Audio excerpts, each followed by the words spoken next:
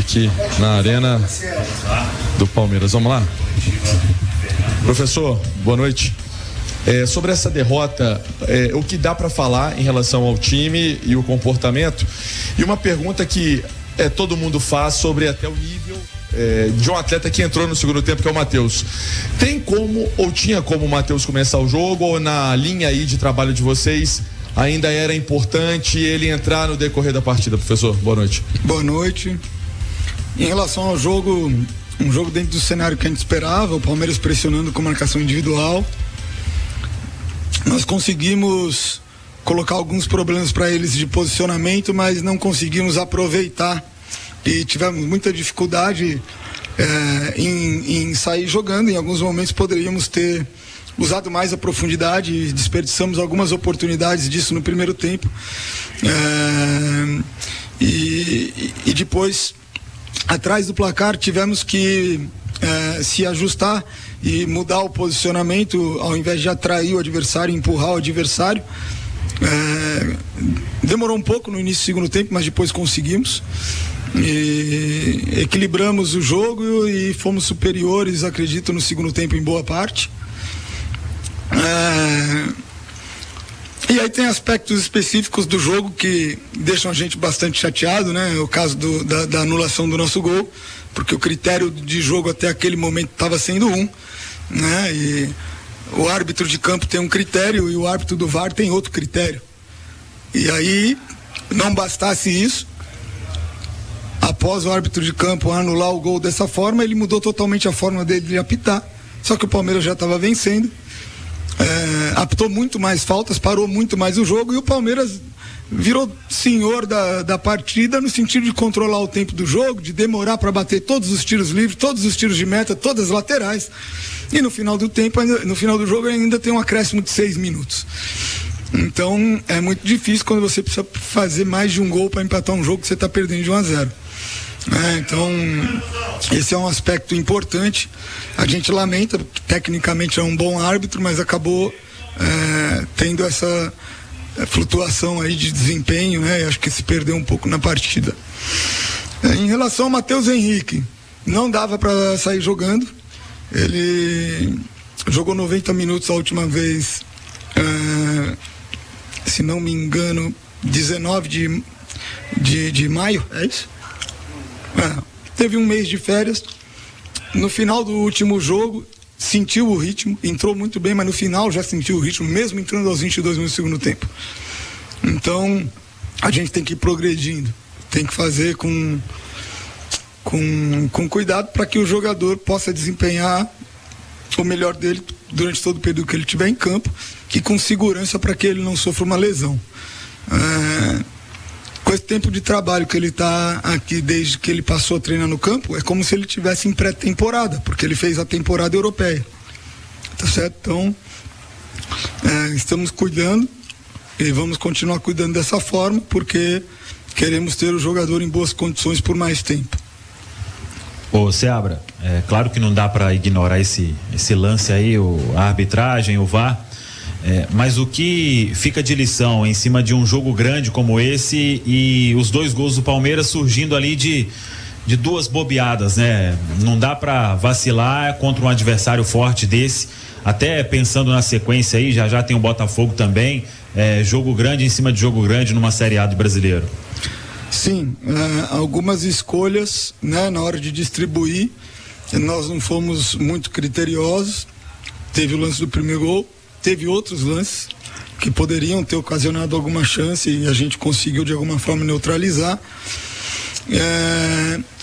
E o segundo gol é uma questão de, ao invés de definir defensivamente uma situação, por estar perdendo final de jogo, tenta sair jogando numa situação sem ter clareza e acaba se expondo.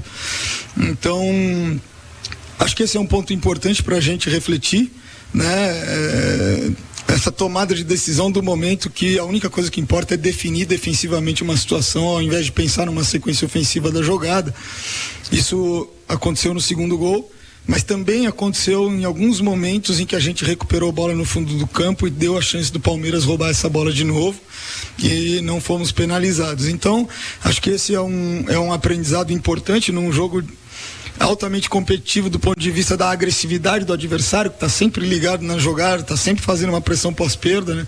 A gente não pode bobear e obrigá-los que construam as suas chances, né?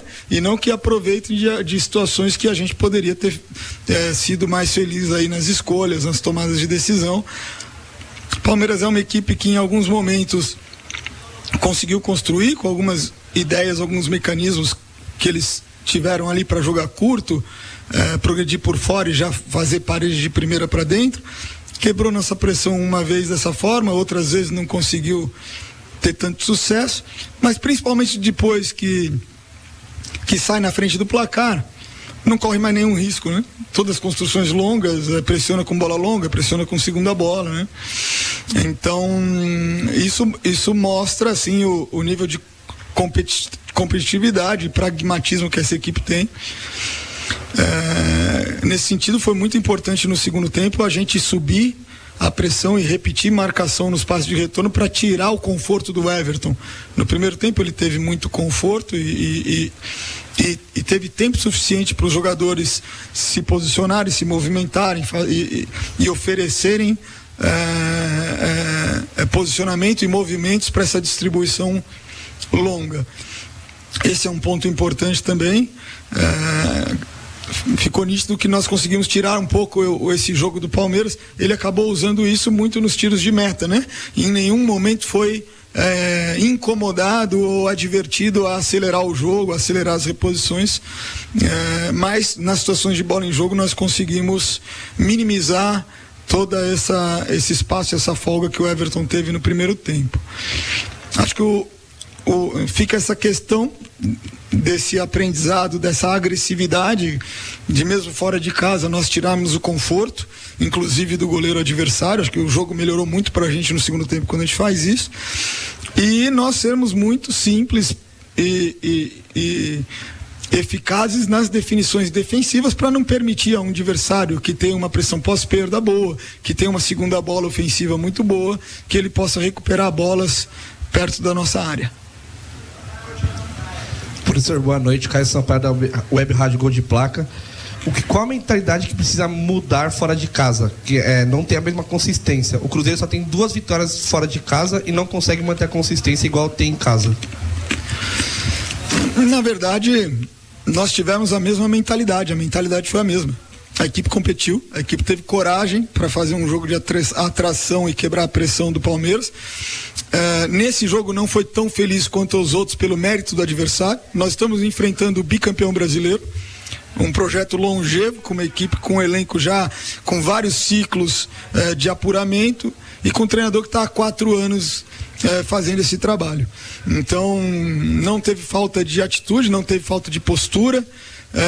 Nós poderíamos sim no primeiro tempo ter sido um pouco mais agressivos para tirar essa construção longa do Palmeiras, mas isso não é uma questão comportamental, né?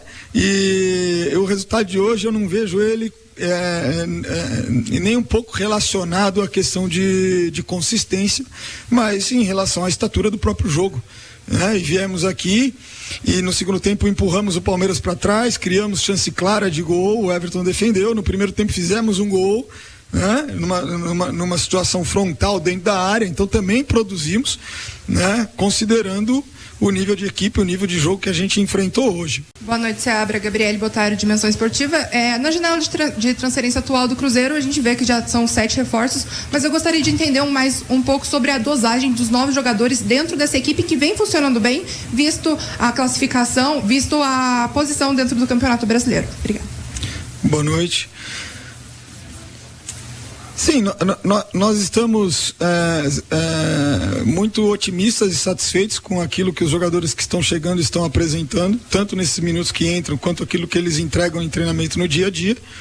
Estamos também satisfeitos com o crescimento que a equipe que iniciou o Campeonato Brasileiro, né, desde o momento que eu estou aqui, acho que cerca de quase 3 meses e meio agora. Então a dosagem nesse primeiro momento ela depende muito da construção da forma desportiva desses jogadores, para que eles consigam suportar esse calendário, né? Jogadores que jogam na Europa muitas vezes jogam 38 jogos no ano, 40 jogos no ano, aqui se joga 60. Então muitas vezes o jogador que vem do futebol europeu, no primeiro semestre dele, ele sofre muito. Então, nesse momento, eles ainda estão numa construção de forma desportiva, como eu falei, numa pré-temporada, e a gente precisa progredir com essa carga, e o jogo faz parte da carga, progredir com essa carga de treinamento e com a carga de jogo, e paulatinamente eles vão ter maior minutagem, e entra aí uma questão também de aumento do nosso leque de opções, repertório estratégico de jogo. Então, com a dificuldade que nós estávamos tendo para construir no primeiro tempo contra uma marcação encaixada, que nem em todos os momentos estava encaixada, a gente conseguiu desmarcar jogadores, mas não soube identificar essas vantagens de usar, nós partimos logo no intervalo do segundo tempo para colocar um centroavante. Então esses jogadores trazem, né, além da qualidade individual deles, eles trazem variabilidade tático-estratégica para a equipe. Então, nesse sentido, o Cruzeiro ganha muito, e nós vamos poder também aprofundar e diversificar o nosso trabalho para ter planejamentos estratégicos adequados, tanto na preparação dos jogos quanto nos problemas para a solução dos problemas que os jogos apresentam, né, durante os próprios jogos. Fim da entrevista coletiva, então, do técnico Fernando Seabra.